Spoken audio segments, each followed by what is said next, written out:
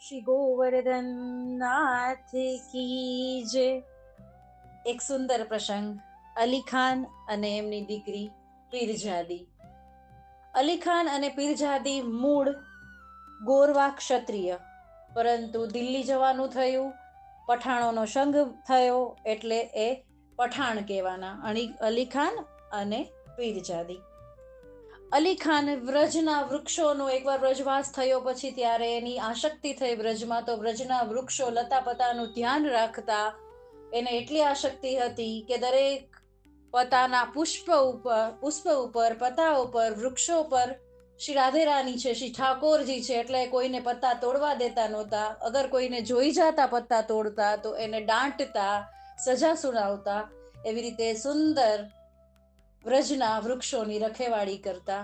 ધીમે ધીમે એમની ઉંમર થઈ, એમના લગ્ન થયા, એમના ઘરે પુત્રી આવી જેનું નામ પીરજાદી રાખ્યું. હવે એ જ્યાં રહેતા ત્યાં આજુબાજુમાં થોડા હિન્દુ પરિવારો રહેતા અને જે વૈષ્ણવ હતા. પ્રભુ કૃપાથી જ આ થઈ શકે, આવા ઇત્તિફાક પ્રભુ કૃપાથી જ થઈ શકે. હવે એ વૈષ્ણવોના નાના નાના બાળકો સાથે તેમની દીકરી જ્યારે 5 વર્ષની થઈ, 7 વર્ષની થઈ ત્યારે રમતી. તો એ વૈષ્ણવોના બાળકો એવી રીતે રમતા કે એના ઘરમાં જેવી રીતે સેવા એ જોતા કે ઘર ગોખલા જેમ રમે, એમાં પ્રભુ હોય, મંદિર હોય, ભોગ ધરે, પ્રસાદ લે. તો આ છોકરાઓ સાથે પીરજાદી પણ રમતી રમતી આમાં અંદર ઢળી ગઈ. તો એ પણ પ્રસાદ લેતી. તો એવી રીતે ધીમે ધીમે ધીમે ધીમે એને એમાં મજા આવવા લાગી, આનંદ આવવા લાગ્યો. પુષ્ટિ માર્ગ તરફ મળવાનો આનંદ છે સખીઓ. આ એમના પિતાશ્રી અલી ખાન એમને ખૂબ પ્રેમ કરતા પોતાના દીકરીને. જ્યારે દીકરી એક વખત થોડી મોટી થઈને કહે છે કે મને એક મંદિર સિદ્ધ કરાવી દો, તો મંદિર સિદ્ધ કરાવવા માટે અલી ખાન મજૂરોને આજ્ઞા કરે છે. હવે શું થાય છે, એ મંદિરના પાયા ખોદવામાં જમીનમાંથી શ્રી ઠાકોરજીનું નાનું સ્વરૂપ નીકળી આવે છે અને અલી ખાન પોતાની પુત્રી પીરજાદીને સ્વરૂપ ખેલવા માટે, કે આજે ઘર ગોખલા ખેલતા હતા એવી રીતે ખેલવા માટે પધરાવી દે છે. હવે એ મંદિરમાં તેને રાખે છે, એને ભોગ ધરે છે. જેવી રીતે પોતે નાય તો સ્નાન કરાવે, પોતે જમે તો પ્રભુને જમાડે. એવી રીતે કરતા કરતા કરતા કરતા એટલી આસક્ત થઈ ગઈ ઠાકોરજીમાં, એટલી લીન થઈ ગઈ કે બસ હવે એના વગર રહી નહોતી શકતી. એક વખત રાત્રે સપનામાં શ્રી ઠાકોરજી વૃંદાવન ચંદ્ર એમને દર્શન આપે છે અને પેલી હાંફળી ફાફડી થઈને દર્શન કરીને ઉઠે છે. આજુબાજુમાં જોવે છે, શ્યામ ક્યાં છે, ઠાકોરજી ક્યાં છે, વૃંદાવન ચંદ્ર ક્યાં છે, ગોતે છે પણ પ્રભુ મળતા નથી. એ તો સપનામાં દર્શન આવીને પ્રભુ વિજય થઈ ગયા હતા. પછી પોતે પથારીમાંથી ઉઠતી નથી કે પ્રભુ આપ દર્શન આપો તો જ ઉઠું, બાકી પ્રાણ ત્યાગ કરી દઉં.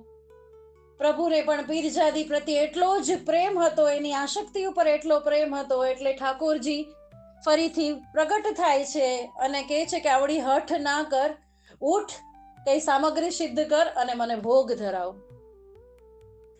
પછી દિવસ રાત એમાં આસક્ત રહે છે અને હરેક રાતમાં પ્રભુ એને દર્શન દેતા.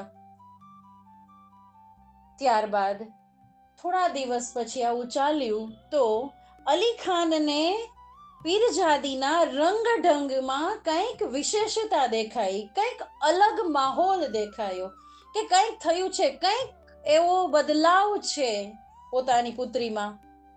એની સ્ત્રીને કહે છે, એની પત્નીને કહે છે કે પુત્રીમાં કઈ બદલાવ લાગે છે, જોજે. માતા પુત્રીને મળે છે, જોવે છે અને સમજી જાય છે. ત્યારે એમની માતા અલી ખાનને કહે છે કે આ બદલાવ કોઈ પુરુષ જ્યારે સ્ત્રીના સંગમાં આવે એ બદલાવ છે. અલી ખાન પહેરા ગોઠવે છે કે જુઓ કોણ મંદિરની અંદર જાય છે, આવે છે, કોણ મળે છે પીરજાદીને. કોઈને કાંઈ જ દર્શન થતા નથી. બધાને ખાલી રાત પડે ત્યારે મૃદંગના, પાયલના, નુપુરના, રાસલીલાના, વાદ્યોના અવાજ આવે છે, પરંતુ કોઈને દર્શન થતા નથી, કોઈ આવતું જાતું દેખાતું નથી. ત્યારે અલી ખાન પોતે નક્કી કરે છે કે મારે પહેરો દેવો છે, પોતે પહેરો દે છે. અવાજ આવે છે, વિચારે છે કે કોઈ ચીંટી પણ અંદર ન જઈ શકે એવડો સખત પહેરો છે. આ શું છે? આ શું થઈ રહ્યું છે? પછી એક વખત કમાડમાં કાણું પાડી અને ત્યાં રાહ જોવે છે. રાત પડે છે, પ્રભુ પધારે છે, પરિકર સહિત પધારે છે, વ્રજ ભક્તો સહિત પધારે છે અને પહેલા દર્શન કરે છે. જ્યારે અલી ખાન અંદર કાણામાંથી ચાંકવાની કોશિશ કરે છે તો કેટલી ઘણી બધી કોટા અને કોટ વ્રજાંગનાઓ સાથે શ્રી ઠાકોરજી રાસલીલા કરી રહ્યા છે અને પોતાની પુત્રી પીરજાદીને પણ એ ત્યાં પામે છે અને મૂર્છા આવી જાય છે. એ ભાગ્ય ઉપર, પીરજાદીના ભાગ્ય ઉપર કે ધન્ય છે મારી પુત્રીને શ્રી ઠાકોરજી રાસલીલા કરે છે. વળી મૂર્છામાંથી ઉઠે છે તો બીડા રોગાવતી પોતાની પુત્રી શ્રી ઠાકોરજીને ગલબૈયા દઈને એવા દર્શન થાય છે. ફરી અમુક પહેર સુધી મૂર્છામાં જતા રહે છે. ફરી મૂર્છા નીકળે છે તો જોવે છે કે ગલબૈયા સામસામે ગળામાં હાથ નાખીને નૃત્ય કરી રહ્યા છે.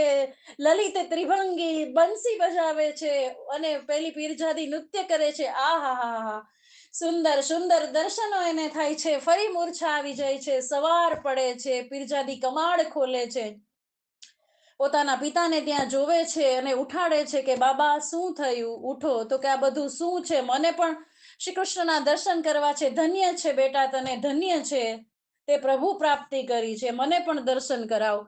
પીરજાદી કહે છે ચોક્કસ, પરંતુ આ તો ઈશ્વર છે, એની મરજી, હું એને વિનંતી કરીશ જરૂર. પાછી રાત્રિ થાય છે.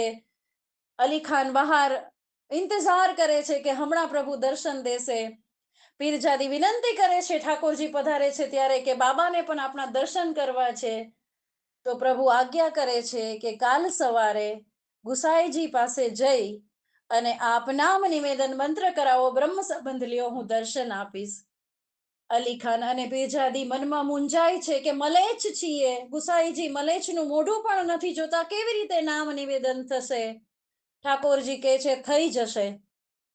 સવારે ઠકરાણી ઘાટ પર જાય છે, ત્યાં બેસે છે. ગુસાઈજી સ્નાન કરવા માટે પધારે છે અને જ્યારે આપ વસ્ત્ર ધારણ કરી રહ્યા હોય છે ત્યારે આ બંને ઉપર આપની નજર પડે છે અને ગુસાઈજી માણસોને મોકલીને બોલાવે છે, નજીક ઉભાડે છે, નામ નિવેદન કરાવે છે અને પછી એ જ રાત્રિએ અંદર બોલાવે છે અલી ખાનને અને મૃદંગ વગાડાવે છે, પખાવજ વગાડાવે છે અને રાસલીલાના દર્શન દે છે.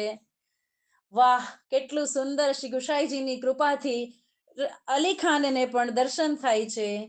હવે અહીંયા એક પ્રશ્ન થાય કે જો દર્શન થતા હતા તો પ્રભુએ એવી કેમ આજ્ઞા કરી કે ગુસાઈજી પાસે નામ નિવેદન કરાવો? તો પ્રભુ સ્વતંત્ર છે. જો ગુસાઈજી નામ નિવેદન કરાવે અને પછી દર્શન થાય તો પ્રભુ બંધાઈ જાય, એને દર્શન આપવા જ પડે, આપવા જ પડે. અને જ્યારે ગુસાઈજીના નામ નિવેદન વગર પ્રભુ દર્શન દે છે તો પ્રભુ આપણા શબ્દોમાં છટકી શકે, દર્શન આપે કે ન પણ આપે. પણ જ્યારે ગુસાઈજી મહાપ્રભુજી શ્રી વલ્લભ કુળના ચરણ શરણ થાય તો પ્રભુને પણ એ બાંધી લે છે, એ ત્યાં આધીન થઈ જાય છે. એક આવું ખૂબ સુંદર અલી ખાન અને કૃપા પાત્ર પીરજાદીનો વાર્તા પ્રસંગ. શ્રી ગોવર્ધન નાથ કી જય.